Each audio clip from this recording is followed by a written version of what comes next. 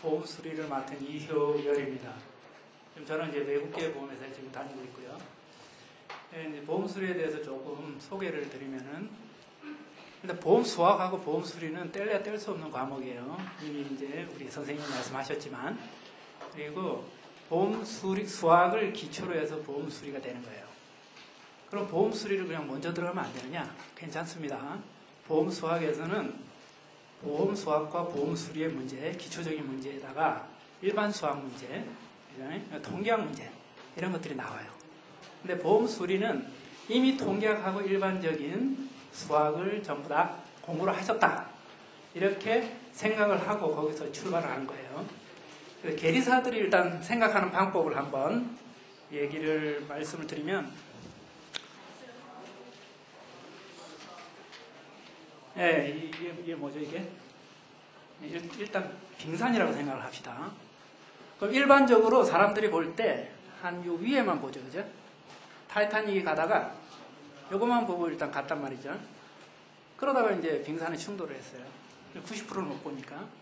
계리하는 사람들은 경영진들이나 아니면 다른 분들이 요거를 보고 회사를 운영을 할 때 그 밑에 숨어 있는 어떤 90%에 해당하는 위험 요소를 발견을 해가지고 미리 선제적으로 대처할 수 있도록 이렇게 해주는 사람이 계리사라고 생각하시면 돼요. 그래서 계리사가 일하는 방법은 잘 써지지 않는데, 현상을 일단은 파악을 하려고 노력합니다. 그래서 문제를 이제 발견하는 거죠. 그래서 어떠한 문제가 발견이 됐다 그러면 거기에 대한 솔루션을 제공을 해요. 그럼 솔루션을 제공했으면은 그 솔루션을 어떻게 적용이 됐는지, 이게 제대로 됐는지 안 한지 모르잖아요. 그래서 제대로 됐는지 어떻는지 이거를 다시 모니터링을 하고, 모니터링을 하면은 그 다음에 또 다른 문제가 이제 발견되겠죠, 그죠? 거기에 따른 문제 해결 방법을 다시 찾고, 그 다음에 문제 해결 방안을 제시를 하고, 그 제시된 게 제대로 이행이 되는지 다시 모니터링을 하고, 무한 반복을 하는 작업을 합니다. 그러다 보니까 이 반복을 하려고 그러면은 계리사들이 문제를 파악을 해야 되잖아요. 그래서 그 문제를 파악하는 방법이 데이터들을 전부 다 집적을 하고, 그 데이터를 기준으로 해가지고 미래의 예측 모형을 만드는 거예요. 그래서 계리사들은 모델러, 아주 훌륭한 모델러가 되어야 된다. 보험 수리에서 얘기하는 모든 것은 미래를 예측할 수 있는 모델을 만들기 위한 그런 작업이라고 생각하시면 돼요. 그래서 보험 수리에서는 통계적인 기법을 많이 쓰죠. 그리고 보험 수리, 수학적인 기법을 많이 씁니다. 송 교수님께서 말씀하셨듯이 보험 수리는 수학이 아니에요. 순수 수학이 아니에요. 응용 수학이에요. 그래서 여러분 중에 이제 순수 수학을 전공한 사람도 계실 거고, 통계학을 하신 분도 계실 거고, 공학을 전공하신 분도 계실 거고. 근데 고급 수학이 아니고 응용 수학이에요. 그래서 처음에 기본적인 개념만 정확하게 파악을 하시면은 그 다음부터는 반복적으로 계속 어떤 일종의 트레이닝이죠, 그죠? 문제를 계속 풀어보고. 그래서 처음에 기초를 정립을 하실 때 한번 딱 정해놓으면 자전거 타는 것과 같습니다. 보험 수학은 자전거 타듯이 한번 배워놓으면 끝까지 잊어버리지 않는다. 그리고 미국에서는 미국 계리사 시험 공부하시는 분도 계실 것 같은데, 거기에 보면은 M이라는 과목이 있어요. M. 그 M 과목이 두 개로 갈라져 있는데, 하나는 이제 라이프 컨틴전시라고 MLC라고 있어요. 그게 보험 수리예요. 그래서 회사에 입사를 하면 일을 안 줍니다. 그 처음에 입사를 하면 액츄얼 스튜던트라 그래가지고 그냥 공부를 시켜요. 그리고 제대로 된 일을 잘 안 줘요. 근데 MLC를 합격을 하면 그때부터는 보험 수학을 좀 이해했구나. 그리고 이제 일을 주기 시작을 해요. 보험료를 계산한다든가 준비금을 평가를 한다든가 이런 게 전부 다 보험 수학의 기초를 두고 이렇게 진행이 되거든요. 그래서 여러분들이 공부를 하실 때 다른 거는 모르겠는데 다른 것도 열심히 하셔야겠지만 계리에서 계리사로 일을 하시겠다. 그럼 보험수학은 보험수리를 포함해서죠. 전체적으로 꼭 그리고 그거는 무한 반복 계속적으로 반복하시고 처음에 이론을 정립할 때 잘 정립을 하시면은 시험을 봐도 뭐 좋은 결과가 있을 거라고 믿고요. 여러분들에게 그냥 책은 선택을 할 때 어떤 책이 좋습니다. 교수님도 이제 어떤 분을 선택을 해도 좋아요. 처음에 시작을 했으면 끝까지 하시라고 저는 말씀을 드리고 싶어요. 책 한 권이면 돼요.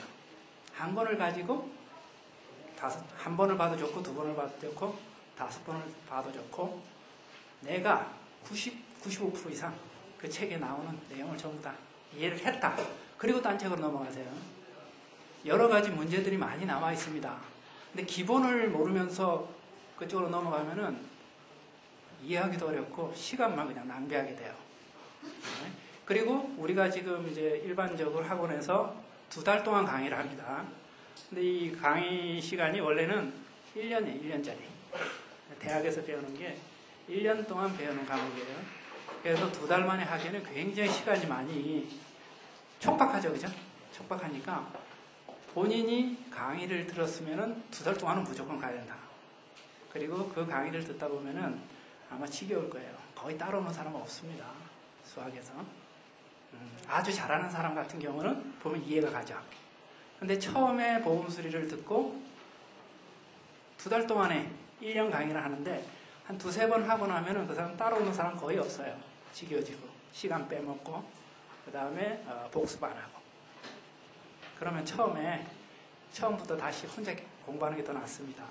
그래서 어느 정도 기본적인 공부가 된 상태에서 다시 한번 강의를 듣는 것도 추천해 드리고 싶고 그리고 마지막으로 여러분한테 말씀드리는 거는 계리사는 우리는 3D라 그래요. 3D.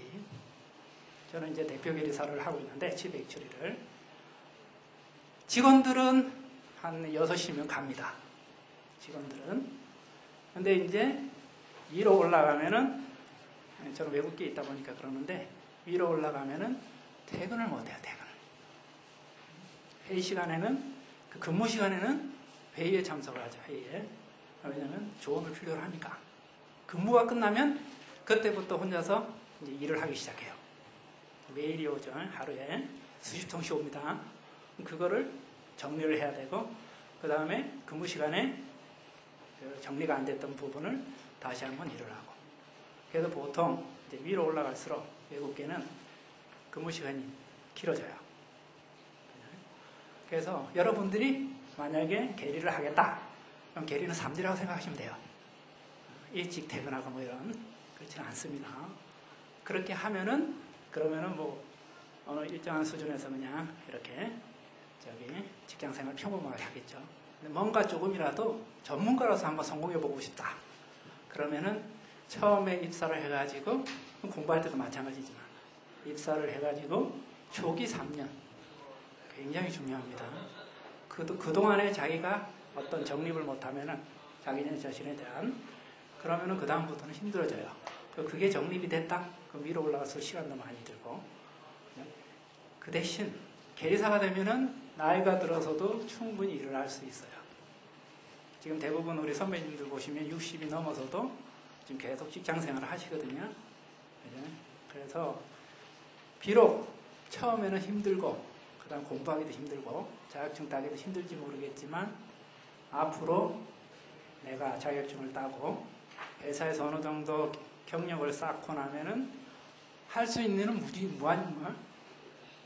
무한정 많다. 그죠? 그리고 이제 우리 계리사회에서 지금 추진하는 새로운 프로젝트들이 있거든요. 그래서 그런 것들이 있어가지고 지금 계리사들을 위한 여러 가지 일을 지금 하고 있어요. 보험 계리사회에서도 하고 있고. 그래서 여러분들이 선택을 잘 하신 거예요. 계리사가 되겠다는 이 자체를 선택한 그 자체는 굉장히 잘하신 거예요. 근데 이거를 의지를 가지고 끝까지 추진을 해서 진짜 계리사가 되고 그 다음에 회사에 입사를 해서 경력을 쌓고 훌륭한 전문가가 되는가 하는 문제는 다른 문제입니다. 제가 말씀드렸죠, 그죠? 여러분들은 지금 10%밖에 지금 안 보일 거예요, 아마. 계리사 하는 거는 지금 이제 시험을 보는 단계는 20%도 안 됩니다. 안 돼요. 회사 들어가가지고 2, 3년 동안 하는 것도 10%도 안 돼요. 90%에 해당하는 것은 여러분들이 어떤 식으로 자기의 캐리어 패스를 경력을 관리하느냐에 따라 가지고 보일 수도 있고 보이지 않을 수도 있어요. 근데 이 중에서 일부만이라도 한 분야만이라도 여러분들이 어느 정도 전문가라는 소리를 듣는다. 그러면 70 넘어서도 일할 수 있습니다. 외국인은 그런 분들 많아요. 잘 생각하시고 처음에 한번 공부를 하셨을 때 무지 힘듭니다. 이해하기 어려워요. 그리고 복습을 하려고 하면 더더욱 힘들 수도 있습니다. 그렇지만 그런 힘든 시간만 잘 이제 보내고 나면은 여러분은 탄탄한 미래가 보장이 될 거예요. 제가 개런티 하니까요. 좋은 결과 있기를 바랍니다. 네, 고맙습니다.